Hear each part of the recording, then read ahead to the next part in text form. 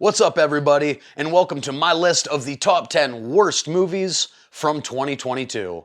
But before we get into my list, be sure to let me know down in the comments below what your list looks like. Was there any movie that was so bad you walked out of the theater? Does anybody besides me still even go to the theater? Let me know down below your top 3, top 5, top 10 worst movies. And with all that being said, let's get into it. Now, before we get into my main list, I do have 2 dishonorable mentions that just missed my top, or I guess in this case, bottom 10 of the year. The first of which is Don't Worry, Darling. Now, this is a movie directed by the actress Olivia Wilde, and while there were elements that I enjoyed, overall I just found myself pretty disappointed with the direction they took it in the third act. Without giving away any major spoilers, this is one of those movies that have like this big reveal in the final half hour. And if you're gonna do that, that's fine. But this one just felt pretty predictable and kinda lazy. And then from that point on, the entire movie just changes tones entirely. And I was a fan of everything they were doing in the first 2 acts, much more than the final act. Now, the reason this didn't make it into my bottom 10 is that Florence Pugh and Chris Pine really carry this movie with their performances. Florence Pugh is just becoming a household name as a great leading lady in Hollywood. And Chris Pine was terrifying in this movie, but in more of a subtle, understated way, instead of like a in-your-face kind of way. Generally, I enjoyed the tone and the setting. The movie takes place in like this idyllic 1950s suburbia, and some of the cinematography was interesting, if even a bit on the nose, like this one scene where the walls are literally closing in on Florence Pugh. Not crazy. But the entire twist and then everything that follows that for like the final 30 minutes of this movie is what really didn't work for me and where it kind of lost my interest. And also, I'm not saying this was a bad performance from Harry Styles, but I'll just say he was a lot better in Dunkirk, and we'll keep it at that. And then my other dishonorable mention is gonna be Thor: Love and Thunder. This is a movie I actually did a full review for on my channel shortly after it came out.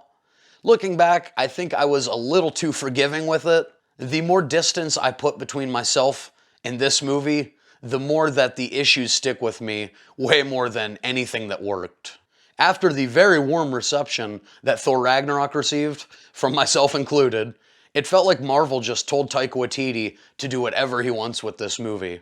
He then proceeded to just crank up the dumb humor to 11, to the point where this feels more like a parody than it does an actual Thor movie. There just seem to be so many conflicting scenes and messages that feel like they belong in 2 separate movies. Like, for instance, in one corner you have Jane dealing with cancer.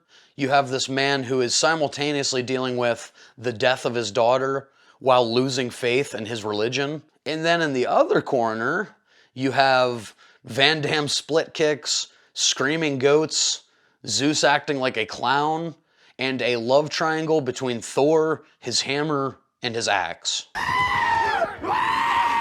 Which you accepted and I must take with you. How beautiful. To me, this just felt like a movie of enormous wasted casting potential. Like, you have Russell Crowe to come in to play Zeus. That could have been awesome. Instead, they turn him into like this idiot, this buffoon. And then you get Christian Bale to come in to play Gore the God Butcher, which still remains one of my positives with this movie. Like, had they done it right, they could have set him up to be one of the best villains in the entire MCU. But instead of focusing on, you know, him butchering gods or like that dark side of his character, they just wanted to go back to Thor and just fit in as many jokes as they could. To be honest, I'm not sure if I'll ever forgive the MCU for wasting Christian Bale the way they did. But I want to keep this video relatively short, so I'm going to move on now, but feel free to check out my full review for it I did last year. Now, to start off the actual list, coming in at number 10 is going to be Jurassic World Dominion.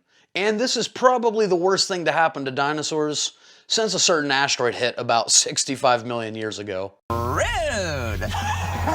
So basically it takes place 4 years after Fallen Kingdom, and we're now in a world where humans and dinosaurs are trying to coexist. Now that as a concept sounds pretty interesting. So let's really focus on the. What's that? Oh, so apparently instead of that, they want to make a movie where locusts are eating crops. No? Hold on, I think they have another idea. How about a little clone girl gets kidnapped and the main characters have to go on a search and rescue mission for her? Now, I know that doesn't really have anything to do with dinosaurs, but who fucking cares? Have these movies ever been about dinosaurs? That's the fucking point! Dominion just has no idea what kind of movie it wants to be. It's like equal parts spy thriller, search and rescue, evil corporation, criminal conspiracy, and unfortunately none of these elements are remotely fun or entertaining. Now they do return our legacy characters, like every franchise seems to be doing the past couple years, but honestly their performances feel just kind of phoned in and they really have nothing to do with them. If I'm being honest, they really have nothing to do with our main characters either, but that's a whole other thing. Of course, Jeff Goldblum's great because he's Jeff Goldblum, but just like the original Jurassic Park, Jurassic World should have never been made into a trilogy, and this movie gives all the reasons why. They just got so much worse as they went along, and this has to be the final nail in the dinosaur-sized coffin that is the Jurassic Park franchise. In at number 9, unfortunately, is Halloween Ends. Now, this is one of the longer reviews on my channel, and I'm sure you've all seen the movie by now and you have your own opinion, so I'm going to keep it short on here. But what a strange way to end this David Gordon Green trilogy. Right out of the gate, I think they really shot themselves in the foot with the marketing of this movie. This was completely set up to be a 2-hour final showdown between two of the most iconic characters in slasher movie history, with Laurie Strode versus Michael Myers. Instead, what you got was this new character, Corey Cunningham, his grungy love story with Laurie's granddaughter Allison that nobody was asking for, and Michael hiding in a sewer like Pennywise, and not making an appearance till about 50 minutes into the movie. I don't know either.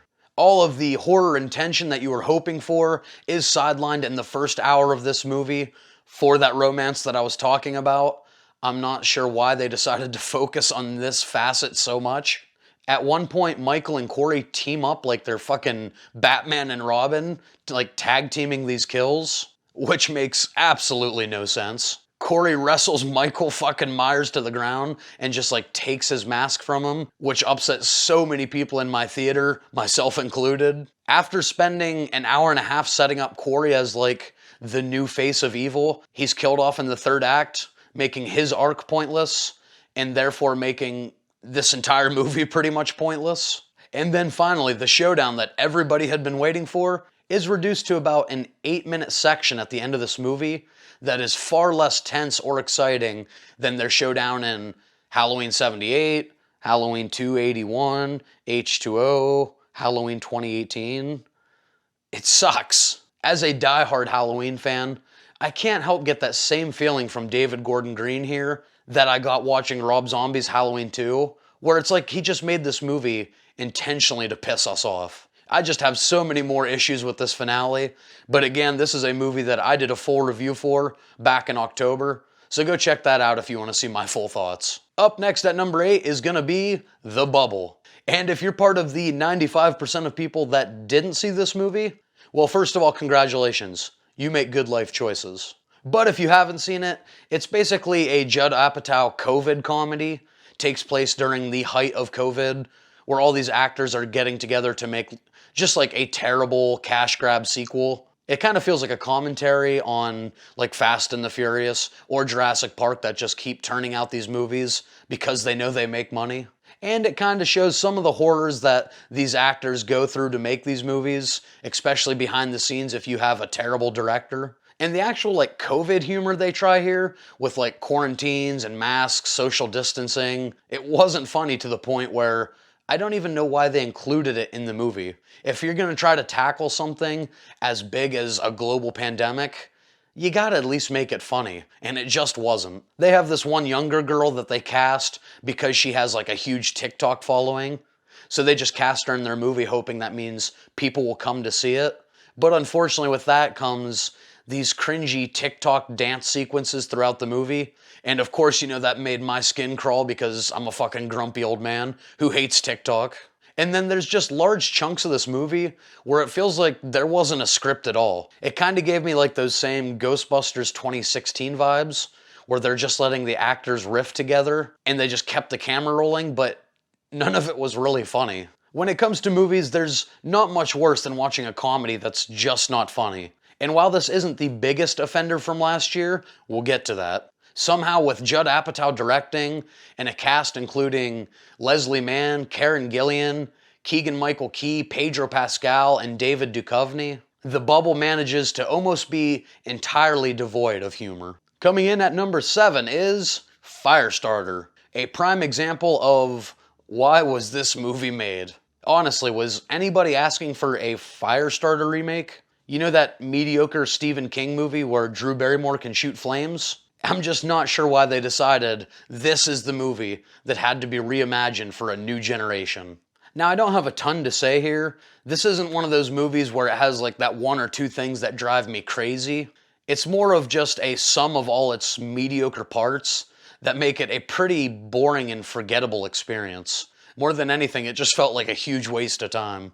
The characters are pretty heavily underdeveloped and just kind of boring to watch on screen. The new little girl they got to play, Charlie, seems to almost enjoy killing people at a certain point in the movie, and that just doesn't feel consistent with that character. The plot and pacing, also not very good.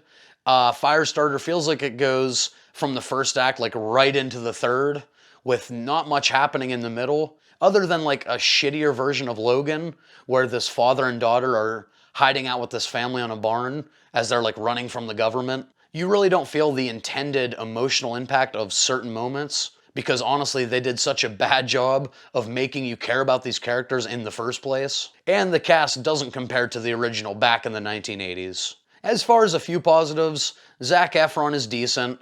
Kurtwood Smith makes a one-scene appearance and then disappears forever. And the score is done by John Carpenter, so of course that kicks ass. Up next at number 6 is Roland Emmerich's disaster epic, or in this case, epic disaster, Moonfall. Now, is this objectively one of the 5 or 6 worst movies from 2022?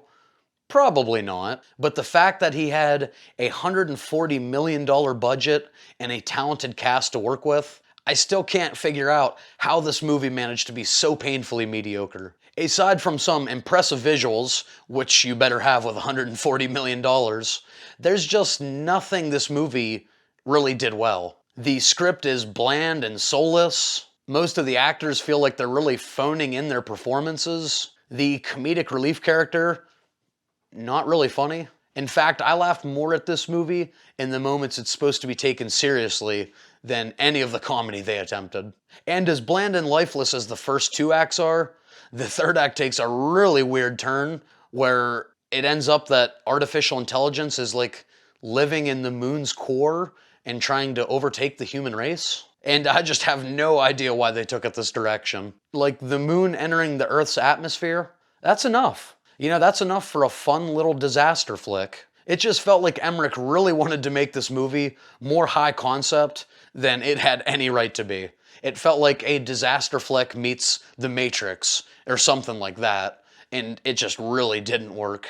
I'm not even going to get into all the holes in the film's logic, because that deserves a longer video from somebody who's much more qualified about that topic than I am. And this is another movie on my worst of list that I actually did a full review for on my channel last February, I believe. I'm starting to see a theme here. Anyway, feel free to check that out after you watch this. Well, that sucks.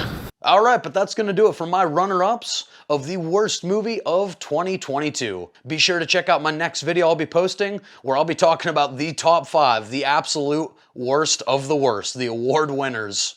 And one more time, be sure to give me your worst movie down in the comments below. Give me the worst 3, 5, 10, whatever you want to give me, and let me know reasons why those movies didn't work for you. Or on the other end, let me know a movie that I talked about in this list that you actually really enjoyed. While I have you, me and 3 friends do a pop culture podcast every week called Culture Shocked. That's available wherever you get your podcasts, so give that a listen. Let me know what you think. As always, if you enjoyed this video, consider giving it a thumbs up and subscribing right over here so you don't miss any future content. I will leave a couple of my reviews for these bad movies that I did last year And as always, we'll see you in the next one.